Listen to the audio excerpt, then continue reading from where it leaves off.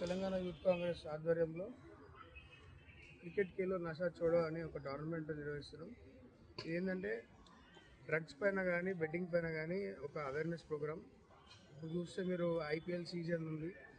ఆ ఐపీఎల్ వల్ల ఎంతోమంది తెలియకుండా సోషల్ మీడియాలో వచ్చే బెట్టింగ్ యాప్స్ కానీ ఈ డ్రగ్స్కి కానీ అందరూ అడిక్ట్ అయిపోయి తెలియని వయసులో అందరూ బానిసలుగా మారిపోయి ఫ్యామిలీస్ అన్నీ ఖరాబ్ చేసుకుంటున్నారు.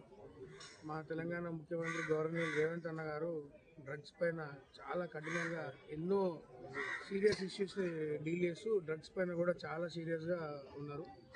ఆయన బాధలోనే మేము కూడా తెలంగాణ యూత్ కాంగ్రెస్ కూడా ఈ సమాజానికి ఒక అవేర్నెస్ ప్రోగ్రామ్ లాగా తీసుకొని ఈరోజు 16 టీమ్స్ రకరకాల ప్రొఫెషన్స్ నుంచి డాక్టర్స్ కానీ లాయర్స్ కానీ ఫిలిం యాక్టర్స్ దగ్గర నుంచి పోలీస్ వాళ్ళు కూడా ఆడుతున్నారు ఈ టోర్నమెంట్ ద్వారా ఎంతోమందికి అవగాహన కల్పించాలని మేము ఆ ఉద్దేశంతో టోర్నమెంట్ పెట్టడం జరిగింది.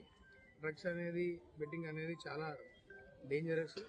ఒకసారి అది అలవాటు ఏంటంటే ఫ్యామిలీ లైఫ్ కానీ సోషల్ లైఫ్ కానీ ఇవేమి ఉండవు, మనం తినేస్తే సమాజంలో కూడా తలెత్తుకునే పరిస్థితి ఉంటుంది.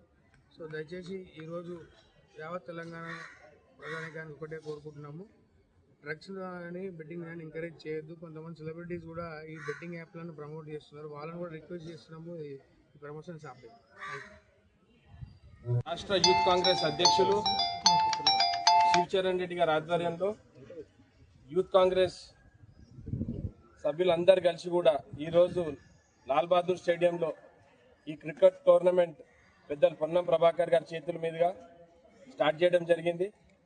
ఏ విధంగానైతే రాష్ట్ర ముఖ్యమంత్రి గారు ఒక స్లోగన్ తీసుకుంటారు, రాష్ట్రంలో ఎవ్వరు కూడా విద్యార్థులు కానీ యువకులు కానీ ఎవ్వరు కూడా డ్రగ్స్ వైపు చూడొద్దు అని చెప్పి ఏదైతే రేవంత్ రెడ్డి గారు చెప్పిండ్రో దాన్ని ఆదర్శంగా తీసుకొని మా యూత్ కాంగ్రెస్ సోదరులందరూ కూడా say no to drugs play cricket అనేది ఒక నిదానంతో ముందుకు వచ్చినందుకు వాళ్ళందరూ కూడా స్వాగతం పలుకుతున్నాను. చాలా పెద్ద ఎత్తున ప్రోత్సహిస్తున్నాడు. స్కిల్ యూనివర్సిటీ అని లేకపోతే స్పోర్ట్స్ విలేజ్ అని ఇట్లాంటి అన్ని కూడా తెలంగాణ రాష్ట్రంలో ముఖ్యమంత్రి గారు మన ముందుకు తీసుకొస్తున్నారు. కాబట్టి యువత అంతా కూడా మీరు స్పోర్ట్స్ వైపు చూడాల్సింది కానీ నేను యువతకు అందరికీ కూడా విజ్ఞప్తి చేస్తున్నాను. మనము మందుకు కానీ డ్రగ్స్కి కానీ బానిసలు కావకుండా మనం క్రీడల వైపు చూడాల్సింది కానీ అందరు కూడా విజ్ఞప్తి చేస్తున్నాను. రవాణా శాఖ మంత్రులు శ్రీ గౌరవనీయులు పొన్నం ప్రభాకర్ గారికి స్వాగతం సార్.